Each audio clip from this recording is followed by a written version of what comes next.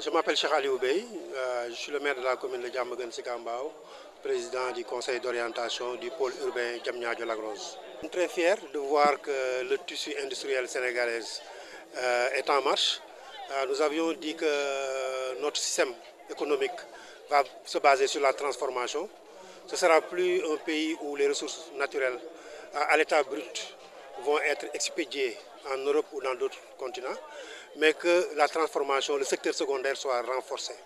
Et aujourd'hui, notre pari de mettre au devant des industries légères qui peut permettre à des groupes, des PME et des PMI de démarrer l'industrialisation avant de passer au majeur est aujourd'hui une réalité.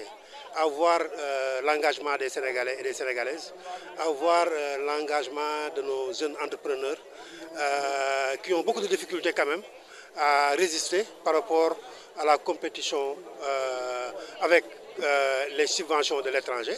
Mais aujourd'hui, nous voyons que dans, en tout cas, l'innovation, des machines sont créées au niveau local qui font tout ce qui est transformation. Nous avons vu aussi que dans le cadre du recyclage, beaucoup d'efforts ont été faits.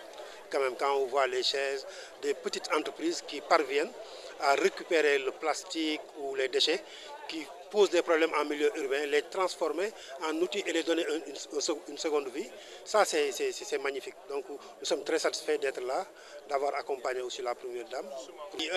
Chaque fois je dis, le problème du Sénégal c'était de ne pas croire à ses fils, de ne pas donner à ces jeunes qui, avec l'intelligence artificielle et avec les nouvelles technologies, ont développé des capacités énormes qu'on n'a pas pu valoriser. On avait préféré financer des jeunes qui sont à l'extérieur et d'autres personnes que de compter sur ce qui existe ici au Sénégal. Et aujourd'hui, en mettant la diaspora en contribution avec nos universités, on parvient à mettre en place des systèmes de production qui peuvent régler ce problème-là. Les jeunes qui sont dans les pays émergents n'ont rien fait que d'aller apprendre et de revenir et mettre en place.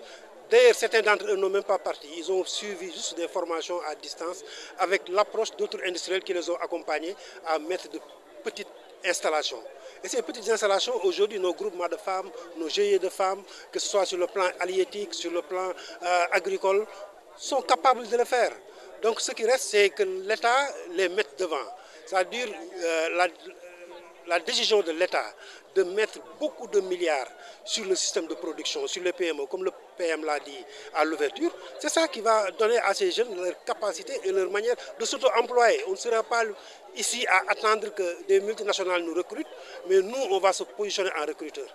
Et je pense que c'est ça qui va définir en tout cas l'objectif qui est fixé sur l'agenda 2025, c'est-à-dire qu'il n'y aura plus de matières premières qui partent, mais il y aura toujours une transformation primaire qui se fera ici ou une transformation complète pour avoir du plus-value sur nos matériaux. On a démarré, pour la première fois, on a le premier centre communal des métiers où le système de transformation sur les déchets plastiques et sur les déchets électriques et électroniques. Aujourd'hui, tout ce qui m'entoure, c'est des téléphones, c'est des appareils. Dans nos maisons, c'est des machines à laver, c'est des trucs. Aujourd'hui, à Diamaguène, on a une unité de démantèlement de tout ce qui est électrique et électronique et qui seront les déchets du futur. Sur le plan plastique, on a aussi une unité avec une convention avec les SOSEVAT aujourd'hui qui nous permet d'acheter même le plastique au niveau des groupements de femmes à 100 francs, de revendre avec la SOSEVAT à 125, d'aller les transformer en plaques. Et aujourd'hui, on a créé, par exemple, la menuiserie plastique à travers les plaques de déchets recyclés et on en fabrique des tables, des bancs. Aujourd'hui, sur les écoles, notre cible, c'est de ne plus mettre du bois, c'est de mettre carrément des plaques plastiques. Donc aujourd'hui à Diamaguène, le processus est presque fini. On vient de prendre, je pense que le prix sur la territorialisation des politiques publiques au niveau de l'UEMOA par rapport à ce recyclage et à cette manière de répondre aux agendas internationaux et de répondre aussi carrément à l'agenda 2050.